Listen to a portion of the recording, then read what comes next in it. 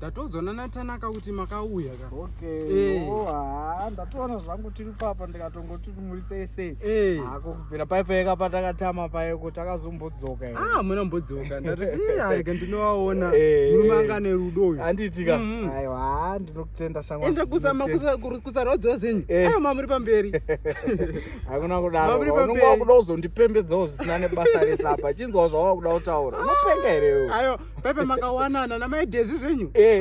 Handitika. Aiwa, ndakakaona kari kamwana kadiki handimboda kukunyebera. Ndakakaona kari kadiki kuti kanga kari kadiki zvekudaroka. Ndakazongoti apa Mwari ndo ari kundi. Aiwa, pepe ndokunonzi kubatsira nyika kwamakaita mabhezi. Apa timakataradzira kuti chisi chako mazimba mashoma. Kubatsira nyika. Chisi chako masimba mashoma. Pamakaenda namaibhezi masimba ako asiri ako apa uri unongo wakatorerwa yoka unoshaura chisi chako masimba mashoma. Munhu ane rudo mucommunity akabuda ka. Munorwadziwa.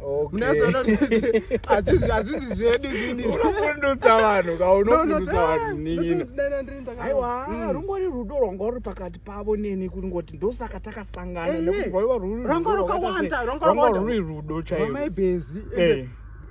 Rudo rwacho veshe kuti uchasei narwo kuita kushiyanisa kudai bhozi rudo kana rukawanda ka ipawo vamwe rudo irworwo serwamaingoita maingotisiya kuti apana vangu pamba ndipapa gulezi varipo taisvika totandara varipo aiwa muri kubasa zvenyu aiwa angari mafaro apa makabva kunoko takarwadziwa handimbodi kukunyeperai ndosaka makarwadziwa takarwadziwa bhozi raini rese taingoziva kuti zvikanetsa ka kungoenda pamba pamukoma maiguru angu ane rudo zvavo vaitibatsira tanyasonzoti tiri kubatsirikana panapa semayuti hatichaende wauri kuona kunge stupid panapa ndiani? Aiwa chimbonditaura kuti wauri kuona kunge stupid panapa ndiani? Hapana handiitika uyakuno kugara pawakagara ipapa hakuna kundibvunza kuti kupi toda kuti tiende kuna amaibhezi saka inisa baba abhezi nekubatsirikana kwese kwaunga uchitaura iwo kuti makaita ndakuda kuti uchinotendewo wani